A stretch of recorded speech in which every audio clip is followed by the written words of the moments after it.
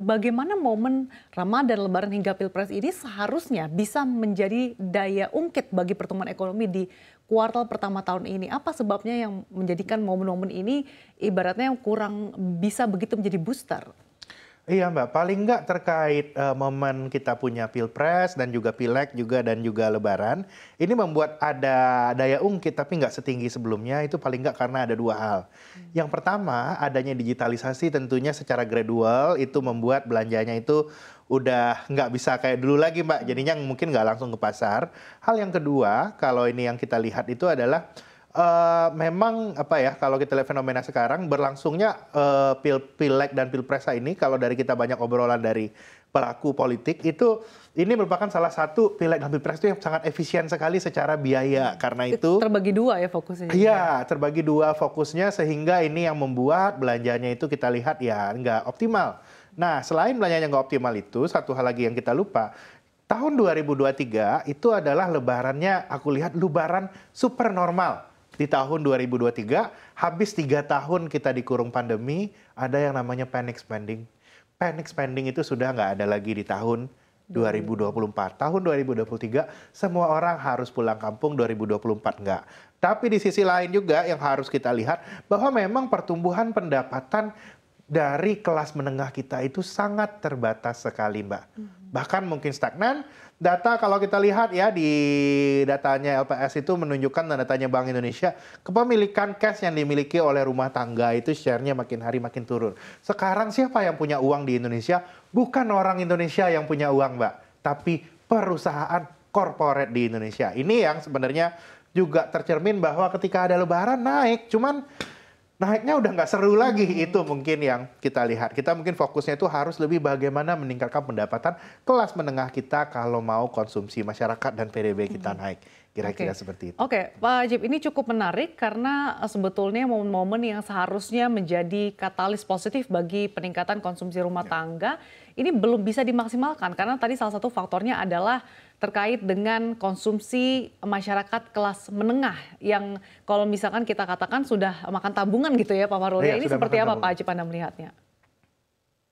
Begini Mbak Sasa, kalau kita ingin melihat bahwa ini cukup bagus atau enggak, cukup maksimal atau enggak, kita harus sepakat dulu dengan base-nya, dengan pembandingnya. Kalau kemudian kita bandingkan dan ingin mengukur bagaimana tingkat pertumbuhan ekonomi, apakah di lebaran kemarin memberikan daya ungkit maksimal atau tidak, ya kita bandingkan aja dengan Q1 di 2023 atau bahkan secara agregat di tahun 2024. Ketika kemudian pertumbuhan ekonomi Q1 2024 ini melebihi angka 5,03 atau bahkan di atas 5,5%, sebenarnya artinya pada momen lebaran kemarin itu pun memberikan dampak yang cukup positif. Tinggal bagaimana kemudian kita mengukur apakah mengeskalasinya bisa maksimal atau tidak. Karena kalau kita lihat Mbak Sasa, dari beberapa referensi yang ada, bahwa di bulan Ramadan kemudian dan lebaran kemarin itu perputaran uang tambahannya itu lebih dari 200 triliun.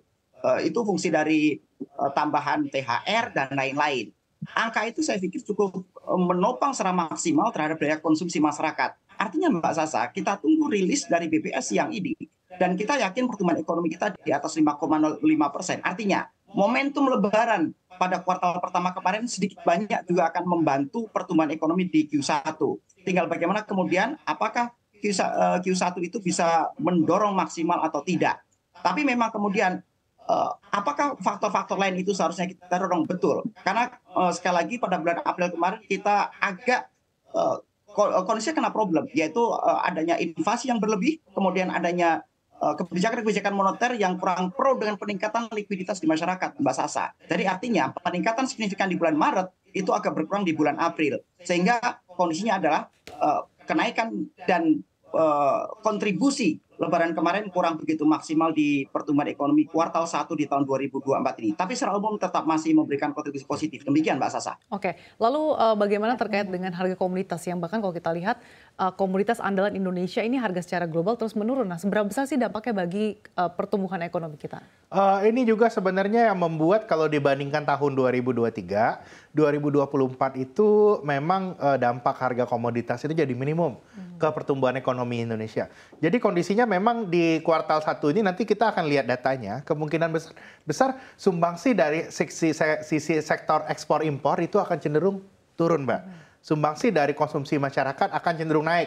Ini yang naiknya berapa itu nanti kita lihat ya. Ini yang kita perdebatkan. Tapi ke depannya kita udah harus sadar bahwa momentum dari sektor komoditas ini saya lihat ini sudah mulai selesai. Dan memang sekarang PR pemerintah adalah bagaimana caranya pertumbuhan ekonomi itu ketika sektor komoditasnya itu sudah mulai melandai, kita bisa gantikan dari sisi sektor ekonomi domestik, baik itu konsumsi masyarakat, investasi ataupun belanja pemerintah.